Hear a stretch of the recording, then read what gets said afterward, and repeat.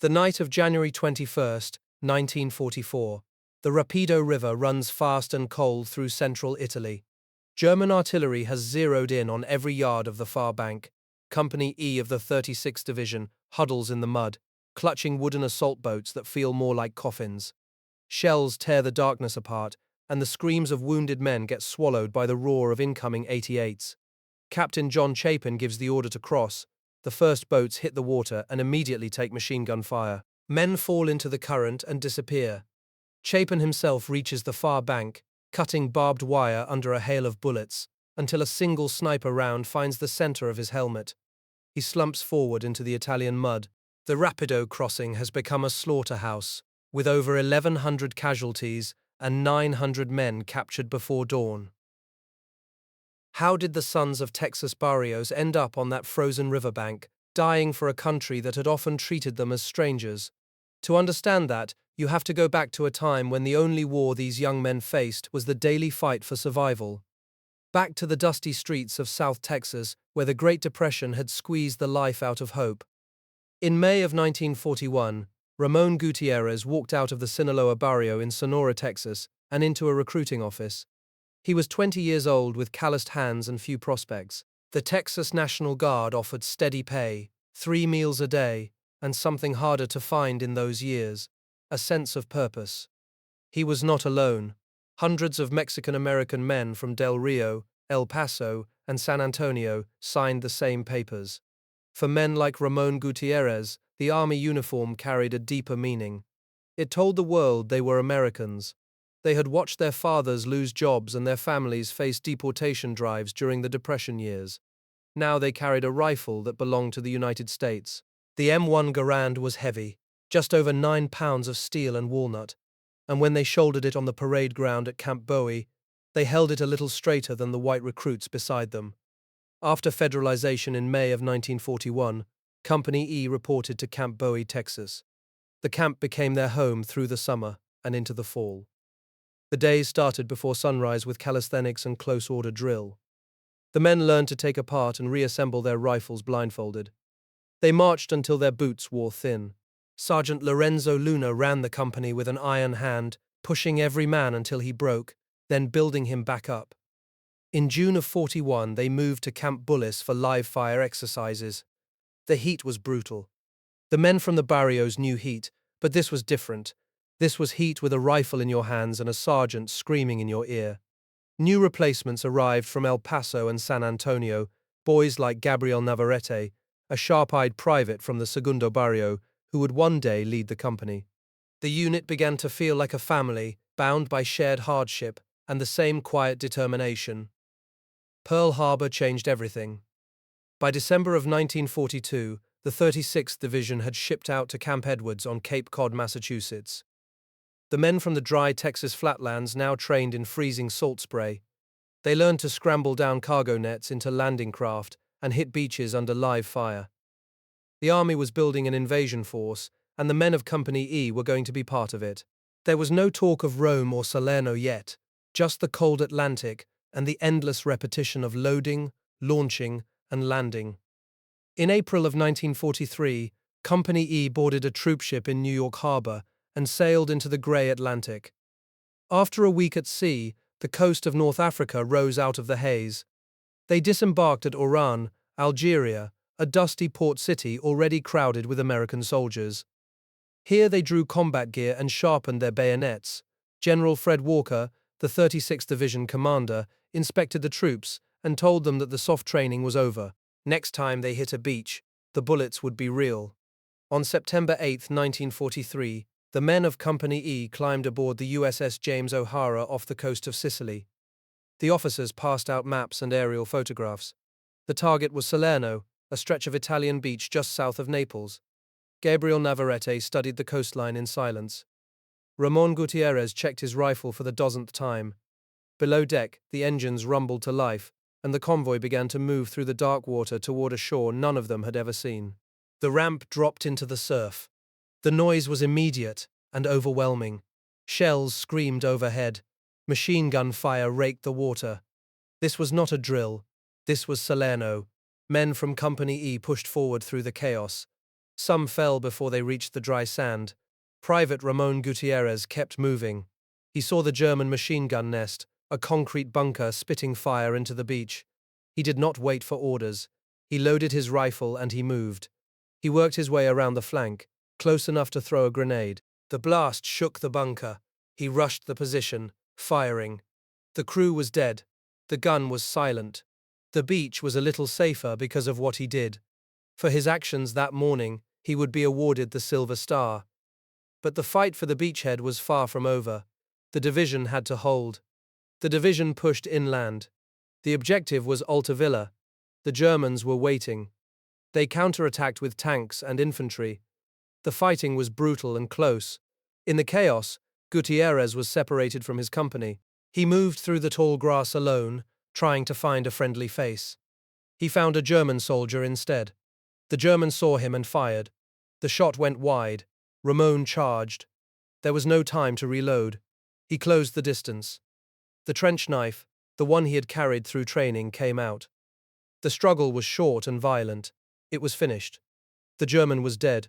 Gutierrez knelt in the grass, catching his breath. He took the man's ammunition and moved on. He found his company that evening. He did not speak of the killing. He simply rejoined the line. The German 10th Army was determined to push the Allies back into the sea. The attacks came wave after wave. The 36th Division was stretched thin, but they refused to break. Sergeant Rafael Torres held his section together. He moved among his men, shouting encouragement, directing their fire. The stress of the battlefield was immense, but he kept them focused. An artillery shell screamed in. It landed close. Shrapnel tore through the position. Torres went down hard, blood soaking his uniform. The wound was serious. Medics reached him and dragged him to cover. Torres was evacuated to a field hospital. His war was over for now. The division held the line without him. They had stopped the German counterattack. The beachhead was secure. By September 20th, the fighting had died down. The Allies had won the beach. But the cost was visible in every empty foxhole. Company E pulled back from the line to rest and reorganize. The men who were left gathered their gear. Faces were gaunt, eyes were hollow. They had seen the worst of war and survived. Gutierrez was still there. Many others were not. They had proven they could fight. The Barrio boys from Texas had stood their ground against a veteran German army. They had earned the right to call themselves combat soldiers, but Italy was a long campaign. The mountains were still ahead. The rivers were still waiting. They had survived their baptism by fire. The hard road to Rome lay before them. November of 1943. The rain turned to sleet and then to snow on Mount Rotondo. Company E dug into the rocky slope, their foxholes filling with freezing water. The Germans held the high ground, and they knew every inch of the approach. The 88mm shells came without warning, screaming down from the mist, tearing men apart before they could even flinch. The first thing Sergeant Rafael Torres noticed when he climbed the trail that night were the white bags stacked by the path, body bags, large as mattress covers, waiting for the dead. The mountain became a meat grinder. The men could not light fires to warm themselves, because the smoke would give away their positions. They shivered in the mud, eating cold rations, listening for the whistle of incoming mail. The Germans fired one shell at a time sometimes, just to keep them on edge. Other times they unleashed a full barrage that shook the whole hillside. Casualties piled up faster than the medics could evacuate them. Lieutenant Gabriel Navarrete greeted Torres with a wry smile. "Welcome to Mount Rotondo." 3 weeks on that frozen ridge wore the men down to bone. The constant threat of snipers made every movement deliberate and slow. Men stopped talking except in whispers. The dead were carried down the trail at night, their bodies wrapped in those white bags. Torres and his second platoon held a forward position near a shattered tree. Every morning they counted heads to see who was still alive. The mud froze and thawed and froze again, turning the ground into a sticky, cruel trap. On the first Sunday of December, Father Fenton set up a small altar behind the mountain. Most of the company went to Mass. Even with their helmets on, they knelt in the mud and took communion. The peace did not last an hour. As the men returned to their holes, the German 88s opened up again. Torres and Sergeant Carlos Irabali got caught in the open and dove for cover. The well-being Torres had felt at Mass vanished the moment the first shell howled overhead. War correspondent Ernie Pyle appeared on Mount Rotondo on December 5th. He was a small man, unassuming, with a reporter's notebook and a patient manner. He found Torres and Irabali sharing a foxhole and ducked his head inside.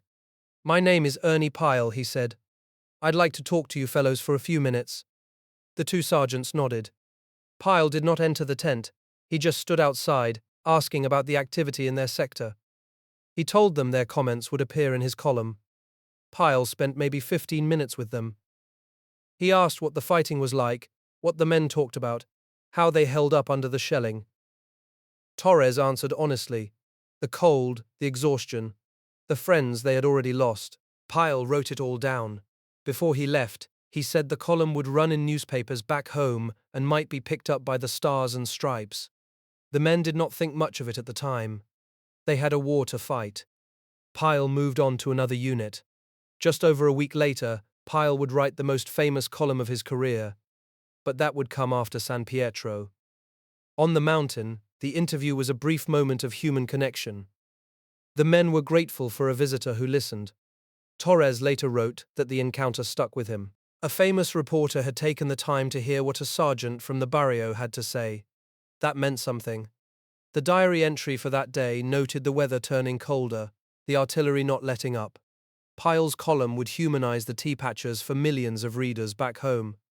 But on the mountain, the men barely noticed. They were too busy surviving. On December 13th, 2nd Platoon was sent to cover a gap between Mount Lungo and Mount Rotondo. The mission was supposed to be routine: hold the ground, watch for German movements.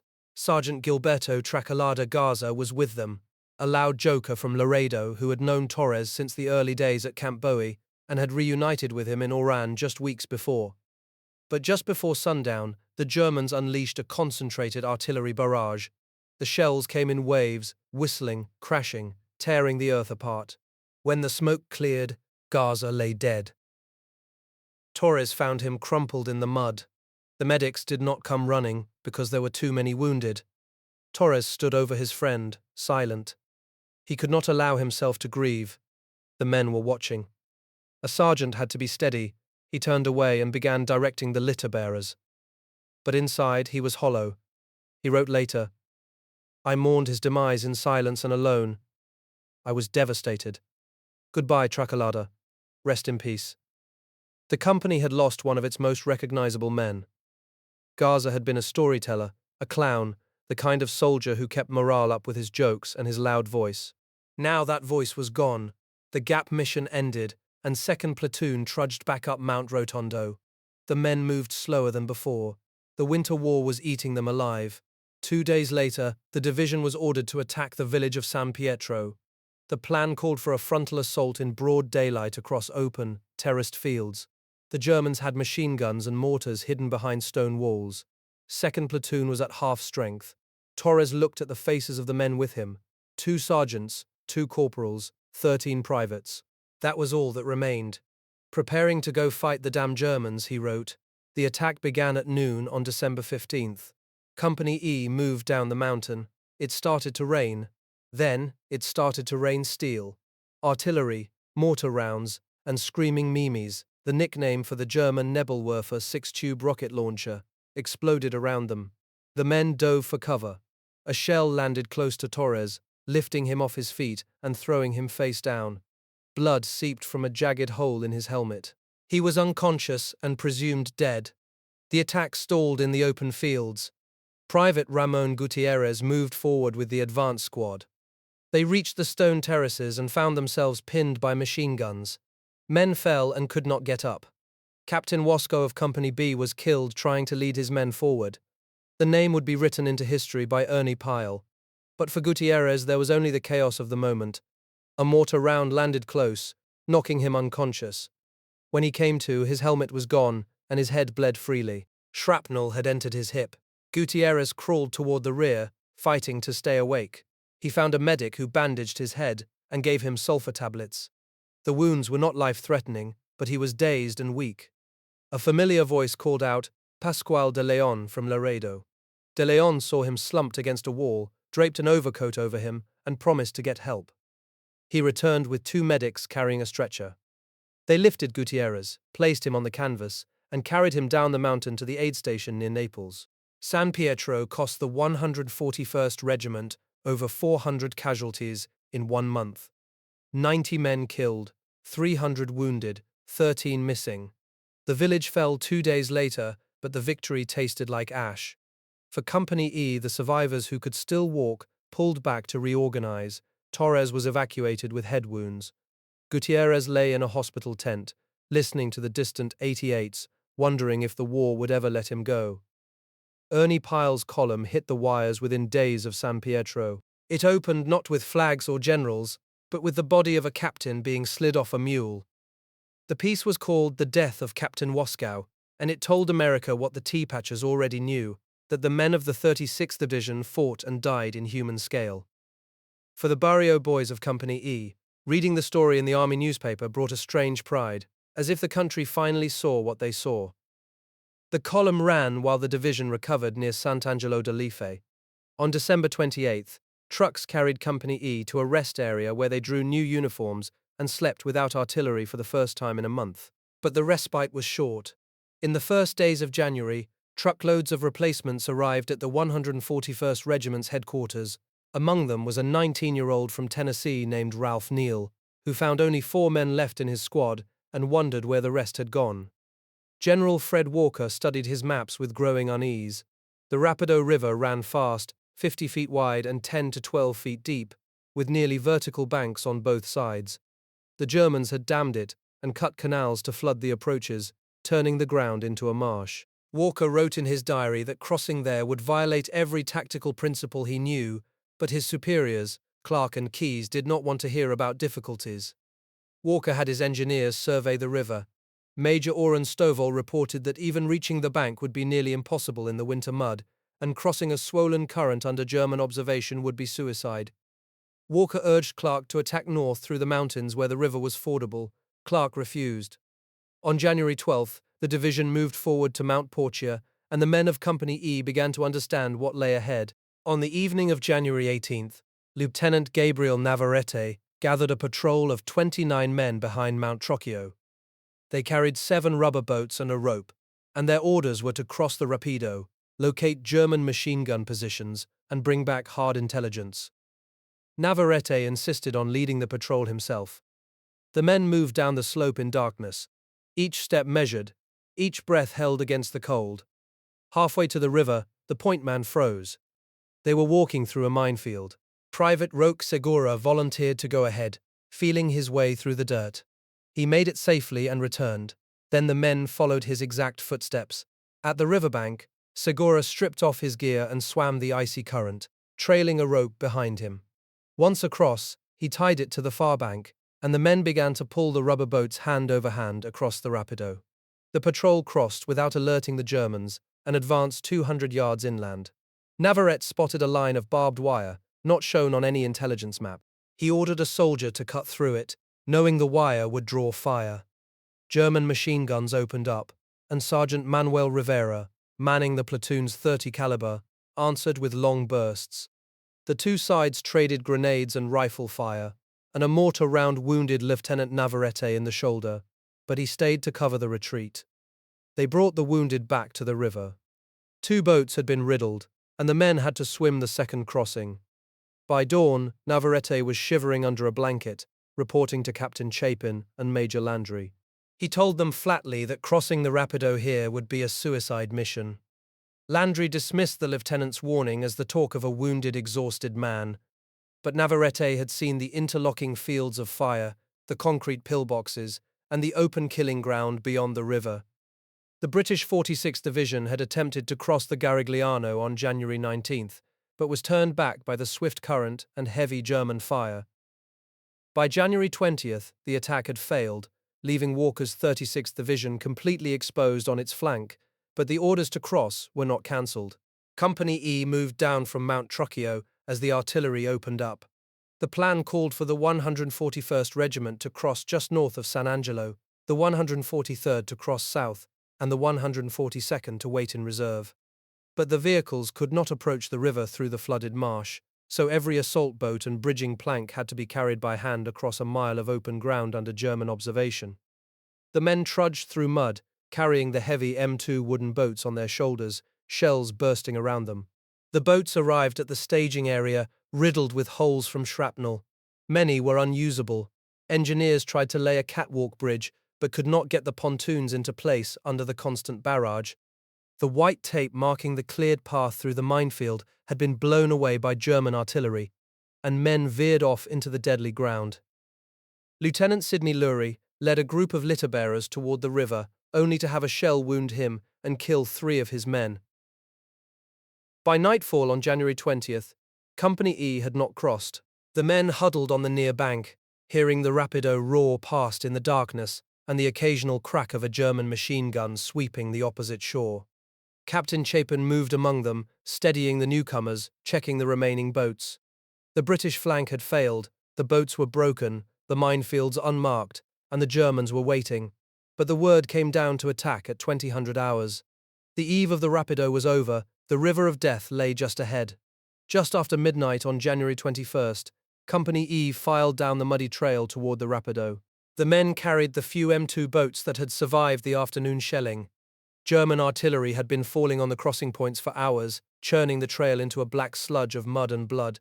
Lieutenant Barker took shrapnel in the face, but kept moving. He crawled through a minefield to pull a wounded soldier to safety. The assault boats hit the water and sank within seconds. German machine guns zeroed in on the sounds of splashing men and snapped oars. The catwalk bridge that engineers had managed to lay buckled and broke under the weight of the first platoon trying to cross it. Men fell into the current, still carrying their ammunition belts. The Rapido swallowed them. Captain John Chapin made it to the far bank with a handful of his men. He lay on his stomach and began cutting barbed wire, trying to open a path for the company. The wire was layered deep. German engineers had spent weeks fortifying the far bank. Chapin had almost cut through the last strand when a sniper's round hit him square in the helmet. He died in the mud without a sound. Nearby, Major Landry took shrapnel through his chest pocket. The steel punched through his Parker pen set and stopped. The pen saved his life. He crawled on. By dawn, the attack was over. The 36th Division had been shattered, with more than 1,000 casualties and nearly 1,000 men captured on the German side of the river. Company E had ceased to exist as a fighting unit. The Rapido ran red.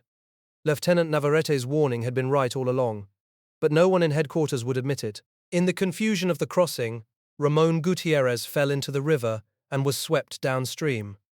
He dragged himself onto the far bank, cold and alone. A dense fog hid him from German patrols. He started moving upstream, hoping to find Captain Chapin and the others, but instead stumbled into a German position. A German soldier spotted him and ordered him to surrender. Gutierrez raised his hands. He was searched, stripped of his gear, and told to join a group of other prisoners being marched to the rear. But Gutierrez had no intention of spending the war in a camp. As the column moved through the fog, he saw his chance and slipped away into the mist. He crawled back toward the river, avoiding patrols. When he reached the bank, he slid into the icy water and swam across. The current was strong, but he made it to the American side. Exhausted and shivering, he reported to a company aid station. The men who saw him thought he was a ghost. Most had assumed he drowned. Gutierrez was one of only 27 from Company E to make it back across the Rapido. The crossing had cost the division over 2,000 casualties. He survived, but the river had taken his friends, his captain, and nearly his life. The battle for the Rapido was over for him, but the war in Italy was not. On June 5, 1944, the 36th Division was ordered to march into Rome. The Germans had abandoned the city the night before. Company E, what was left of it, mounted trucks and led the column. They passed the Colosseum and the Roman Forum. Citizens lined the streets and threw flowers. The men who had crossed the Rapido now marched as liberators through the Eternal City.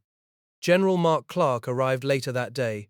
He posed for photographs under the Arch of Constantine.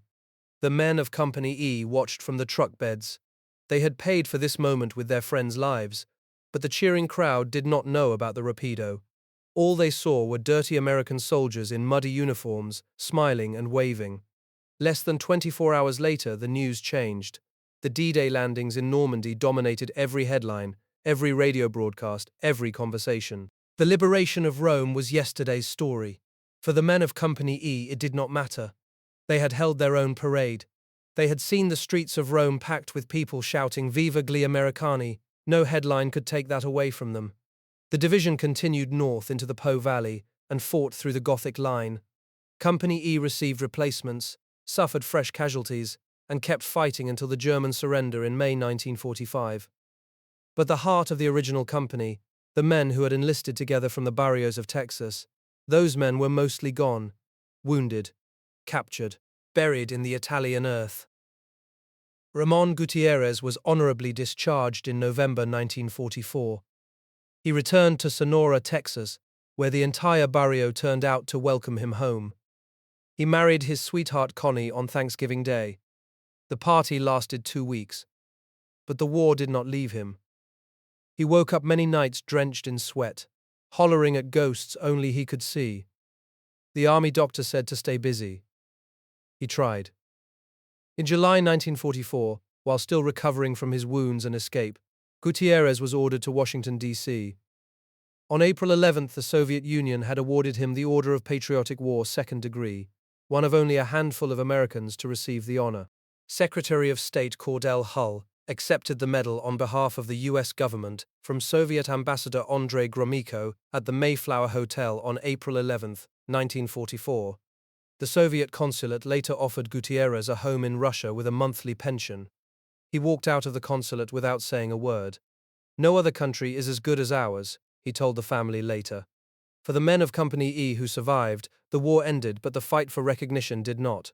The 36th Division Association gathered every year, and every year the anger over the Rapido festered. In February 1946, they forced a congressional hearing. General Fred Walker testified that he had opposed the crossing from the start. Mark Clark defended his decision. The hearing ended with no investigation, but the stain never washed off Clark's reputation. Ricardo Palacios spent 15 months as a prisoner of war. When his camp was abandoned by the Germans, he walked into the administration building and took his own German POW file as proof. Manuel Rivera, who had manned the machine gun on the Rapido patrol, survived the war without capture, returned to El Paso, and later became a state correctional officer in Rhode Island. Santiago Jaramillo and Alex Carrillo, who had swum back across the Rapido together, fought through France and Germany before rotating home. Gabriel Navarrete recovered from his wounds and became a veterans officer in El Paso, helping the families of fallen tea patchers obtain their benefits. In 1963, the surviving men of Company E formed a veterans group in El Paso. They held annual dances, distributed food baskets, and raised money for the families of men who had not come home. They named their post after Roque Segura and Felix MacDonald, two of their best, both killed in action. The men who had trained at Camp Bowie and bled on the Rapido now gathered in a small hall on the Texas border to remember. In 2000, the El Paso School Board opened a new high school near Fort Bliss. When asked what to name it, the surviving veterans gave the same answer: Captain John Chapin. The school stands today as Captain John L. Chapin Memorial High School. A bronze statue of the men crossing the Rapido River was dedicated in Delta Park in 2008. Chapin's name is carved above the entrance. The names of the men who served with him are etched on the rotunda wall inside. Sergeant Rafael Torres wrote a memoir after the war titled Grandpa Recalls the Big War. In it, he described the day he climbed Mount Rotondo and saw the white body bags on the trail. He described watching Ernie Pyle scribble notes in a foxhole. He described losing his friend Gilberto Garza to a German shell. He never published the manuscript, but he kept it. His family found it after he passed away in 2008, at the age of 94. Ramon Gutierrez died in Wichita Falls, Texas, on March 1, 1993. The funeral was a full military honors ceremony. The flag was folded. The bugler played taps. Connie outlived him by 12 years. She said he never entirely stopped looking over his shoulder. But he had survived. He had come home. He had raised 5 children. He had coached boxers, worked at a hospital, and served his community. And he had never, not once, regretted enlisting in the National Guard in the spring of 1941. The men of Company E were not professional soldiers when they left Texas. They were cotton farmers, railroad workers, grocery clerks, and high school boys from the barrios of Del Rio, El Paso, San Antonio, and Sonora. They joined the Guard for the steady pay and the uniform, but they fought because their country asked them to. They proved it on the beaches of Salerno, on the frozen slopes of Mount Rotondo, in the killing fields of San Pietro, and on the muddy banks of the Rapido. American patriotism does not depend on a last name or the color of your skin. It depends on showing up when you are needed and refusing to quit.